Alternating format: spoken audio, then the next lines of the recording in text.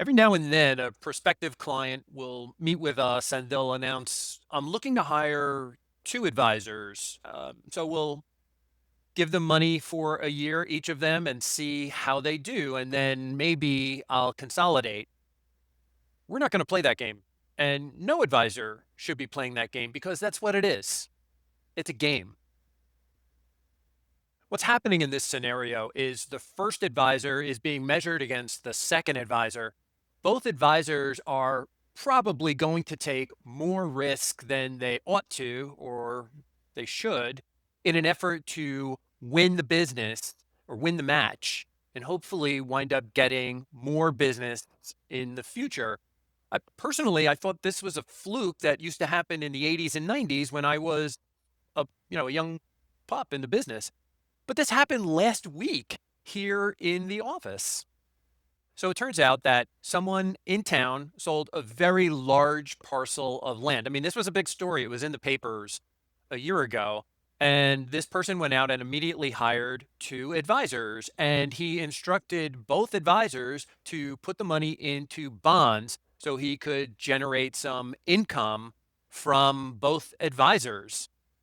So a year goes by, and remarkably, I say that remarkably, uh, it turns out the client was not watching. And as he explained to us, he just discovered after a year that the first advisor did what the guy asked. He put the money into bonds for income. The second advisor did something completely different with the money, which I find astonishing.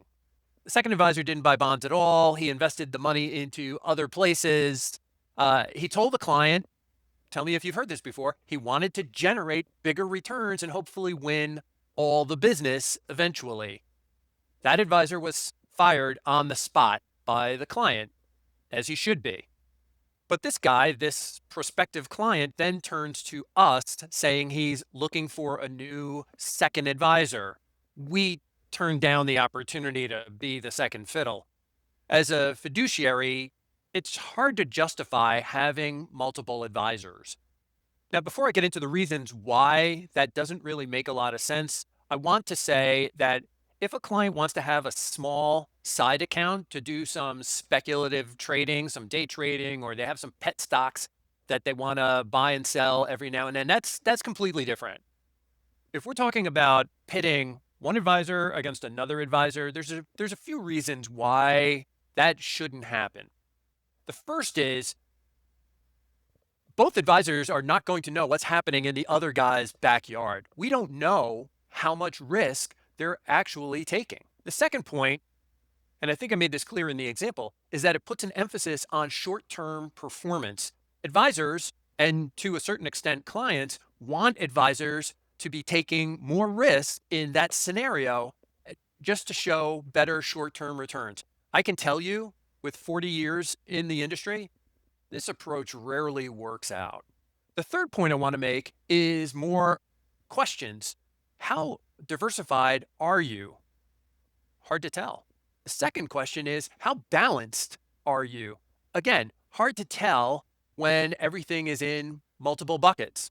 The next point that we would want to make on this topic is you're probably paying more in fees than you ought to be. The fifth point that I want to make is probably the most important in the sense that a good advisor is going to lead with planning. If you've met with us in the office, you've heard that phrase come from us. We lead with planning, meaning we need to know everything. We need to know what's happening with a client and develop a cohesive plan where the investments actually fit what the goals are for the client, what the client is trying to achieve. Simply gunning for the best return is a game that most advisors don't want and they shouldn't want to play. Leading with planning, though, I think makes the most sense. And yeah, we've lost some business over the years because we don't want to play the game that potential clients want us to play. It's not the right thing to do. So we have to act on a fiduciary basis at all times. And so we need transparency between clients and advisors. That allows the game plan to fall into place. So we're not fans of seeing two advisors getting hired by clients, it rarely works out.